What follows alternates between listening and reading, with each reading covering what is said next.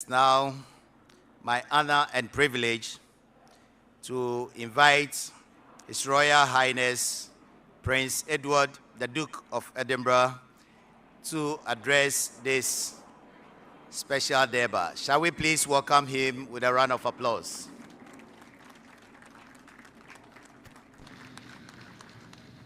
Very much indeed for hosting this wonderful Durbar, a great treat. And to ministers and to all the chiefs and your entourage, a great pleasure to see you today. And all the colour and splendour that you have brought with you is wonderful. And to all the distinguished guests, and especially to all the boys and girls for whom you've given probably a wonderful excuse to escape from school for a bit. So I'm sure they're very grateful for that. And to our performers, thank you very much indeed. So, to the Paramount Chief, thank you for that wonderful greeting, and you could do that job very well. I might take you in other countries, because I can't claim to have prepared quite such an eloquent speech. I'm feeling very humble standing here now. But thank you for that extraordinarily generous welcome, and thank you for the title that you have bestowed upon me. I haven't got a note of it. I'm going to have to write it down so I remember. I was given a translation, so it'll be interesting when I go home and say, well, I think we ought to call this, you ought to give me this, call me like this from now on. First and most important thing I do is I bring greetings from His Majesty the King and my brother to all of you and to the people of Ghana, a country that he knows well, somewhere he's visited before, and whose membership of the Commonwealth he takes very, very seriously. And I think you know that all very well. And also, this has been a wonderful opportunity for me to be able to return to Ghana after a few years. The last time I was here was in 2018. So it's good to be able to reconnect and to meet with so many people, and to be able to learn about what is going on in Ghana at the moment, and to understand all the great things that are going on in this country.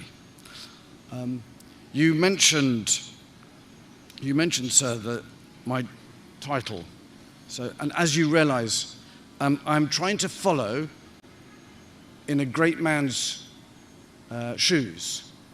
And my father, who had this title, I have a lot to try to live up to, and I have a lot of heritage and legacy to be able to try to continue, and it's with great pride that I try to do that.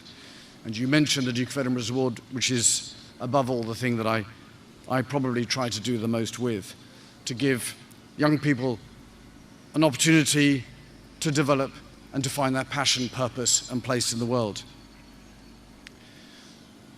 Britain and Ghana have an extraordinary shared history and a shared heritage, a heritage which you as chiefs know only too well, the understanding of what that means. And I'm delighted to be able to see that the traditions are continued, and I am particularly grateful for this opportunity and this Durbar. Obviously, I know that my ancestors have been to such Durbars before, possibly on a slightly larger scale. But I'm very grateful for this opportunity to be able to meet with you. And to echo your remarks, definitely how we continue our relationship as two countries with mutual respect for our common prosperity, and to empower the youth of the future to take on those roles as we go forward. So thank you for this greeting. Thank you for that continued friendship and relationship, and I very much hope we'll be able to continue that long into the future. And I particularly look forward to seeing Ghana being well represented at the Commonwealth Games next year when the Commonwealth comes together. I look forward to that. Thank you very much indeed.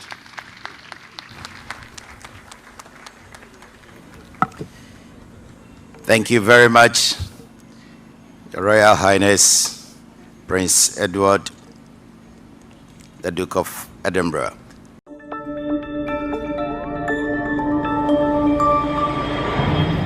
Citizen TV, Accra, Ghana. Citizen TV, the citizen's power.